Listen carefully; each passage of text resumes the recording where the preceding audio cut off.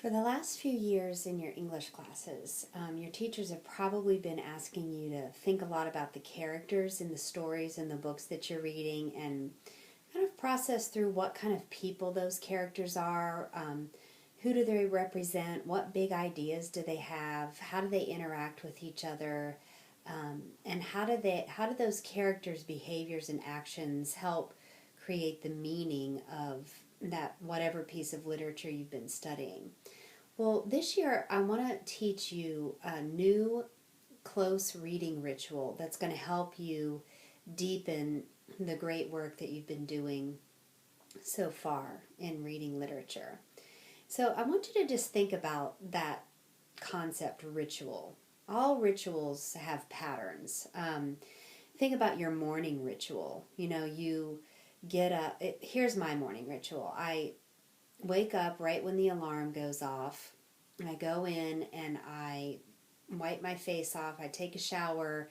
I then kind of take the rest of my makeup off from the rest of the day. And then I brush my teeth and get dressed. And then it's time to wake Ty up.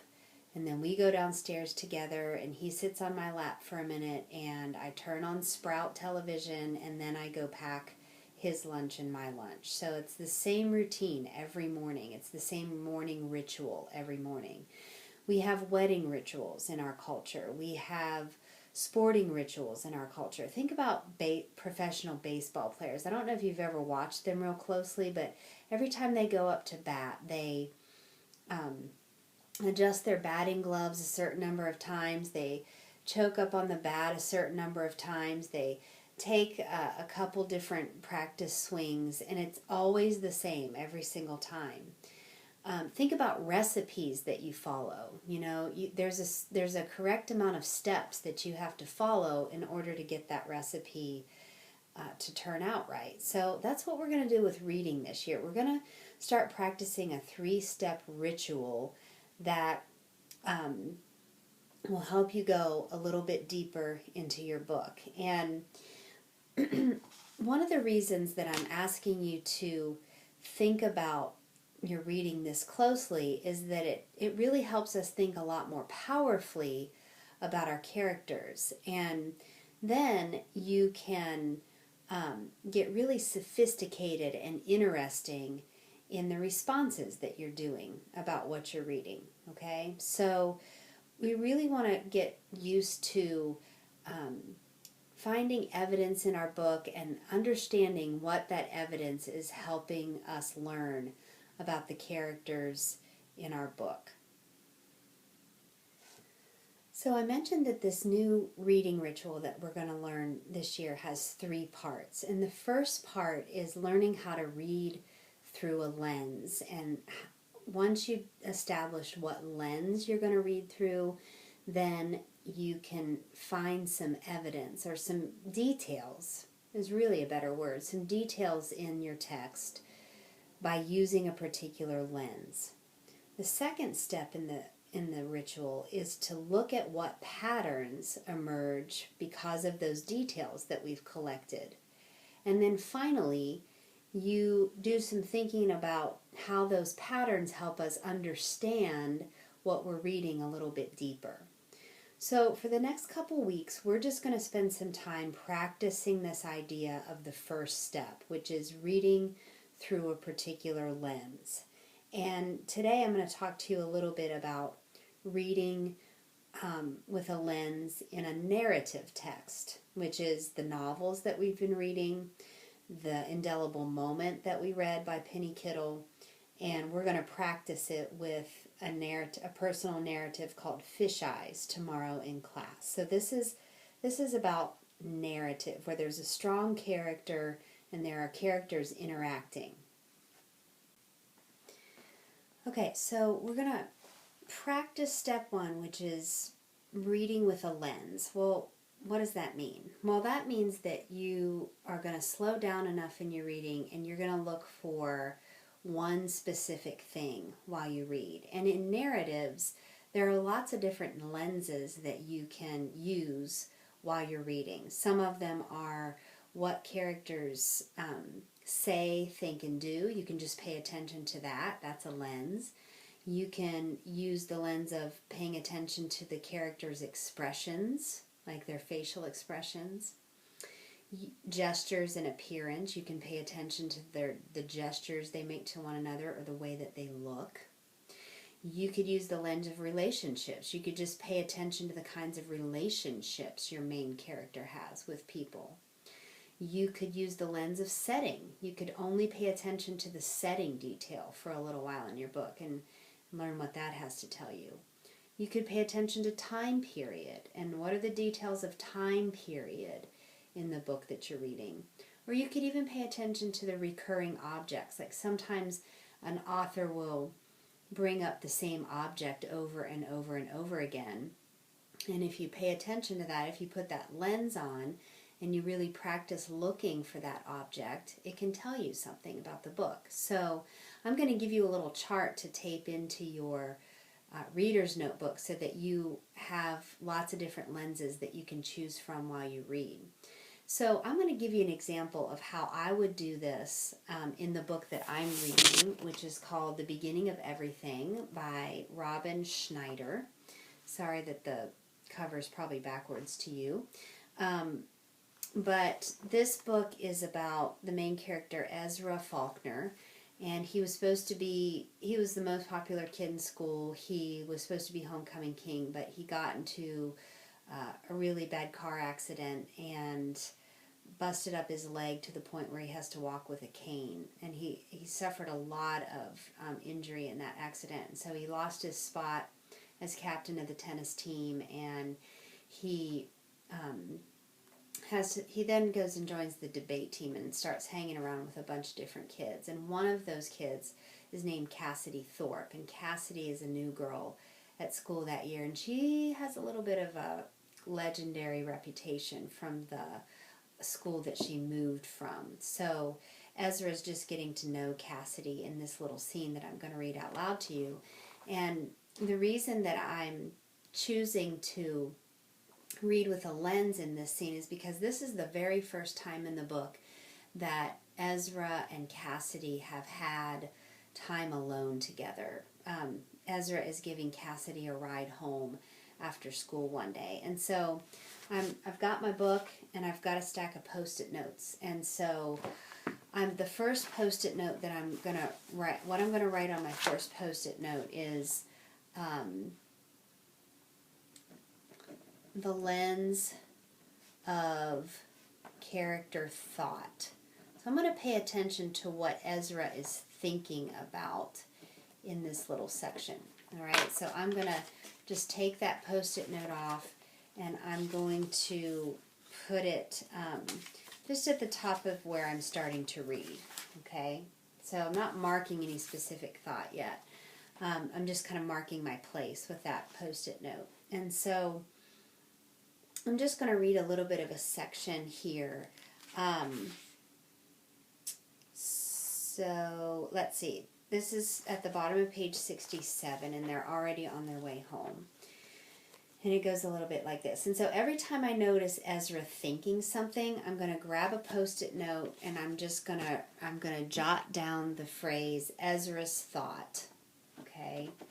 If I can find a pen in my office that actually works. This one will probably work. Ezra's thought.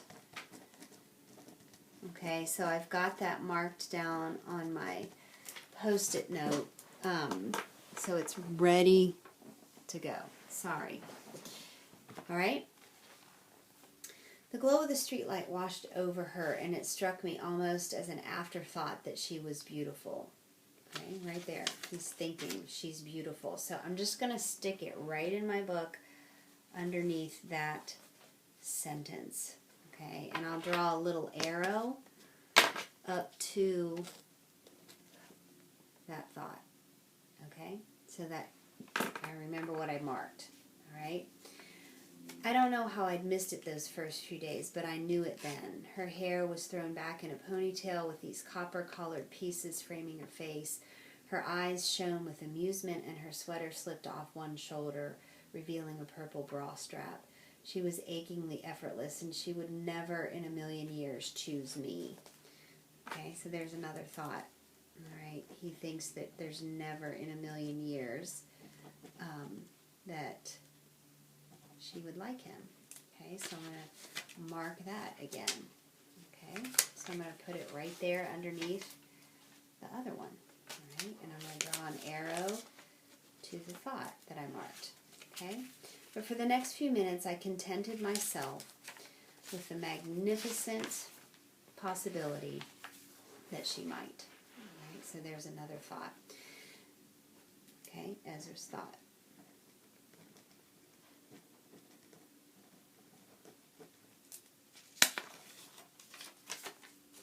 Stick it right there in my book, draw a little arrow to the thought. The gate guard outside Cassidy's subdivision gave me the third degree, which incidentally is the sort of burn that can kill. When he was finally satisfied that we weren't about to wreak havoc on the unsuspecting suburban streets, he opened the gate and I drove through Terrace Bluffs. It wasn't that different from my subdivision. The houses were all set back from the street with circular driveways and balconies that weren't really supposed to be used. There were only 4 models, like a computer animation that kept repeating. Some little kids had been drawing in the street with chalk, and I felt terrible as I drove over it, as though I was wrecking a second-grader sandcastle. Right? So there's another one of Ezra's thoughts. Oh, he felt terrible.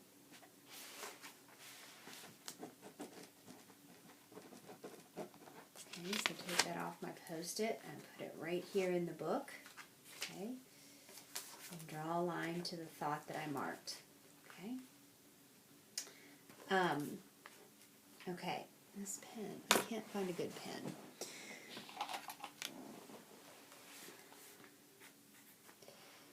Right? How do I get to your house? I asked. Do you ever just not want to go home?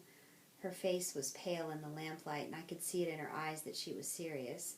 Yeah, absolutely, I admitted, even though it was pretty personal. I thought about my mom sitting in the family room watching the news and worrying over everything, about my father in his home office, a mug of tea going cold at his elbow as he typed out another brief, about my bedroom, which felt as though it wasn't mine anymore after I'd spent 3 months sleeping in the downstairs guest room. That whole paragraph I'm noticing is some of Ezra's thinking. Okay, so just keep accumulating all of these Post-it notes that say Ezra's thought with arrows towards the actual sentence where he's thinking something. Okay, it's Eastwood, I said. Oh, yeah, I have an idea, Cassidy said. How about we go somewhere right now? It's Eastwood, I said. There's nowhere to go. Let's go to the park, Cassidy pleaded. You can point out your bedroom window and I can point out mine. All right, I said, reversing over the chalk drawings. The gate guard gave me a dirty look when I pulled through, and Cassidy laughed and flipped him the bird when we were too far away for him to see. I freaking hate that guy, she said. Do you read Foucault? What am I talking about? Of course you don't read Foucault. Mostly I just don't read, I deadpanned, making Cassidy laugh. Well, Mr. Illiterate Jock, let me enlighten you. There was this philosopher/historian called Foucault who wrote about how society is like this legendary prison called Panopticon. In the Panopticon, you might be under constant observation, except you can never be sure whether someone is watching or not, so you wind up following the rules anyway. But how do you know who's a watcher and who's a prisoner? I asked, pulling into the empty parking lot. That's the point. Even the watchers are prisoners. Come on, let's go on the swings. She was already out of the car before I could even put on the handbrake. Wait, I called. Cassidy turned around, her dress rippling in the warm Santa Ana winds. I locked the car and stood there, awash in embarrassment. Okay, so that's another thought that he's having about being embarrassed. Okay, so I'll mark that. Next page. I don't think I can go on the swings, I admitted. Then you can push me. She took off toward the small playground in the bright plastic play set as though we were running a race. I stepped cautiously into the sandbox, feeling my cane sink into the sand like a beach umbrella. Cassidy kicked off her sandals and tied her sweater around her waist. Sitting there on the swing set in her bare feet and blue dress, her hair slipping out of its ponytail, she was so gorgeous that it hurt. So that's how he's thinking about how beautiful she is again. Okay.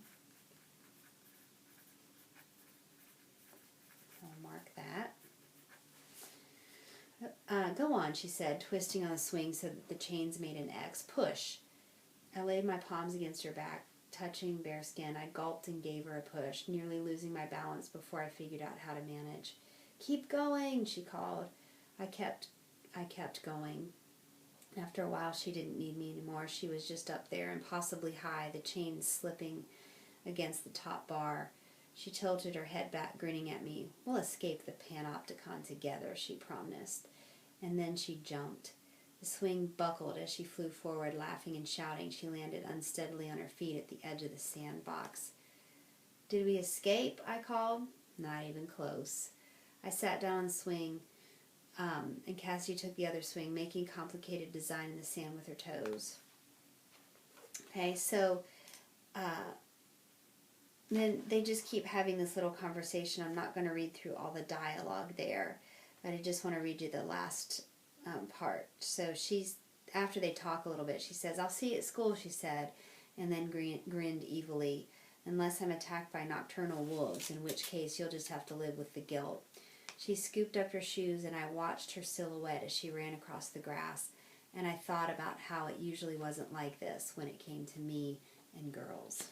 Okay, so the last sentence is also one of Ezra's thoughts. Okay, so I'm marking that.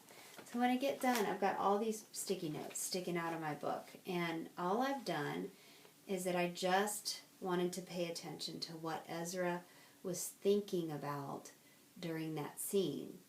All right, and then later on, I'm going to go back and I'm going to jot down all of those sentences that I marked in my reader's notebook. And the next step in the ritual, in the reading ritual, is to just see if there are any patterns in Ezra's thinking. Okay, but we'll get to the patterns later.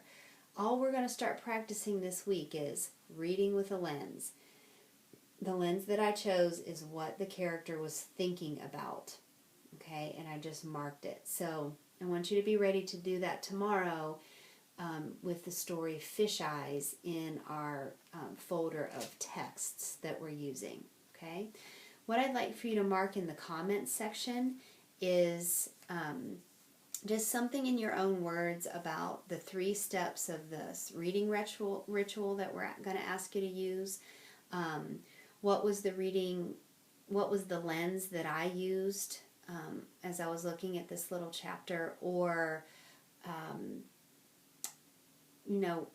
just kind of in your own words explain why it's important to read closely and use a lens. Okay, what did you get from this video? If you could put that in the comments section on Google Classroom, that'll let me know that you've watched the video.